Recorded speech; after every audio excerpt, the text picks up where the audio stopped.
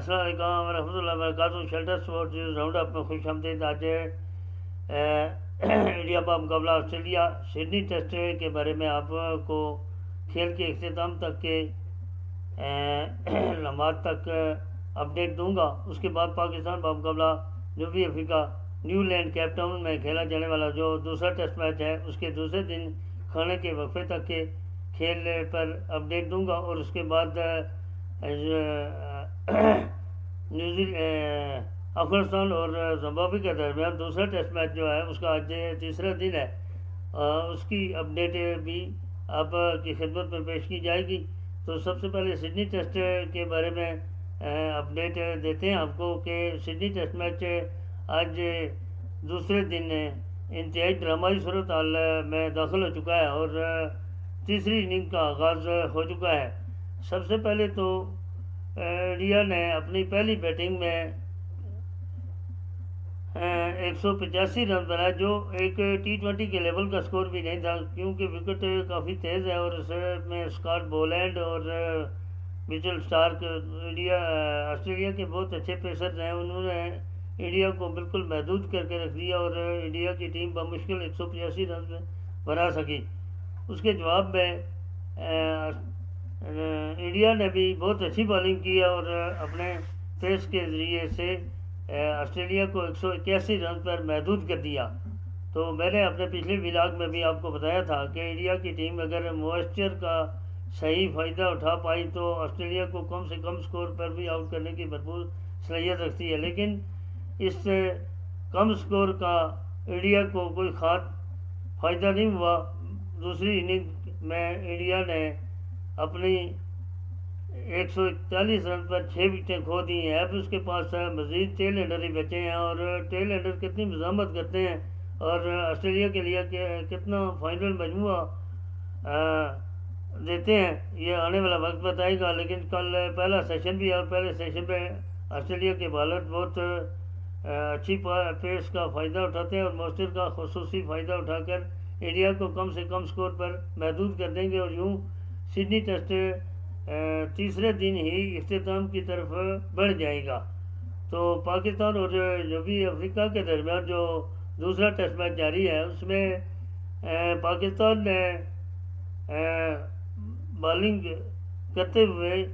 جنوبی افریقہ کے خلاف کوئی خاطر خواہ ایڈوانٹیج نہیں لیا اور جنوبی افریقہ کی ٹیم اس وقت ریان ریکلٹن کے 195 رنز کی مدد سے اور زمبابوے کی سنچری کی بدولت 343 رن بنا چکی ہے اور اس کے صرف 5 کھلاڑی آؤٹ ہوئے ہیں۔ اس طرح آج کا کھیل بھی لگتا ہے جنوبی افریقہ کے نام ہی جا رہا ہے اور پاکستان کو کوئی خاطر خواہ بالنگ میں امپریشن دینے میں قطعی طور پر ناکام ہے، نہ ہی کوئی اسپن بالنگ خاص مؤثر ثابت ہو رہی ہے اور نہ فاسٹ بالنگ کی میچ کی انجام کی طرف کوئی اشارہ کر رہی ہے۔ تو آنے والا وقت بتائے گا۔ بہرحال پاکستان کے حوالے سے یہ بات پاکستانی شائقین کے لیے ایک مایوس کن مرحلہ ہے کہ پاکستان کے star new opener young opener Shahid Ayub boundary پر فیلڈنگ کے دوران ٹخنا مڑ جانے کی وجہ سے زخمی ہو گئے ہیں اور ان کے بارے میں اطلاعات یہ ہیں کہ وہ شاید چیمپئن ٹرافی میں بھی شرکت کرنے سے محروم رہیں۔ اللہ کرے ان کو جلدی صحت ملے اور وہ پاکستان کی اوپننگ کا بحران اور بہترین طریقہ کار سے آگے بڑھا سکیں، ہماری دعا ہے۔ لیکن افسوس کی بات ہے کہ ہم ایک اچھے موڈ میں داخل ہو رہے تھے اور ایسے موقع میں شاہد ایوب جیسے باصلاحیت اوپنر کا زخمی ہو جانا پاکستان کرکٹ کے لیے ایک المیہ سے کم نہیں ہے، کیونکہ ہم آلریڈی ایک بہترین اوپنر کو بھی اپنی ٹیم سے باہر رکھ چکے ہیں، فخر زمان کو، اور دوسرے اینڈ سے جو ہمارا حوصلہ افزا ستون تھا وہ بھی زخمی ہو کر اگر باہر چلا گیا ہے تو چیمپئن ٹرافی میں ہمارا اصول کچھ دشوار سا نظر آ رہا ہے۔ تو زمبابوے اور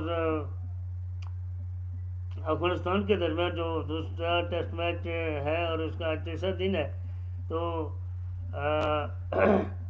افغانستان کو پہلی اننگز میں 157 پر آؤٹ کرنے کے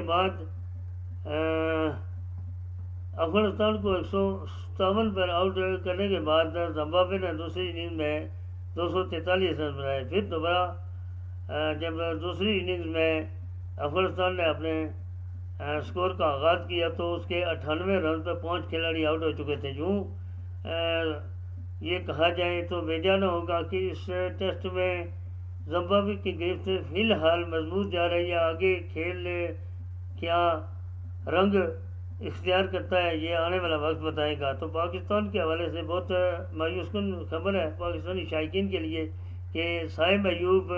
باصلاحیت اوپنر جو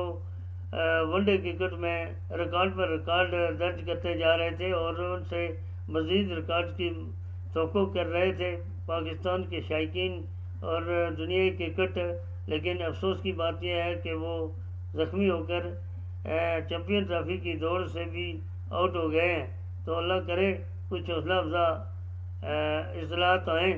اور باقی بھی کرکٹ کہیں بہت زیادہ جاری ہے، BPL جاری ہے، لیکن میں اپنے اس مختصر ولاگ میں اتنی لمبی چوڑی گفتگو کرنے سے گریز کرتا ہوں. میں اپنے پروگرام کو مختصر کرنا چاہوں گا. اللہ آپ کا حامی ناصر ہو.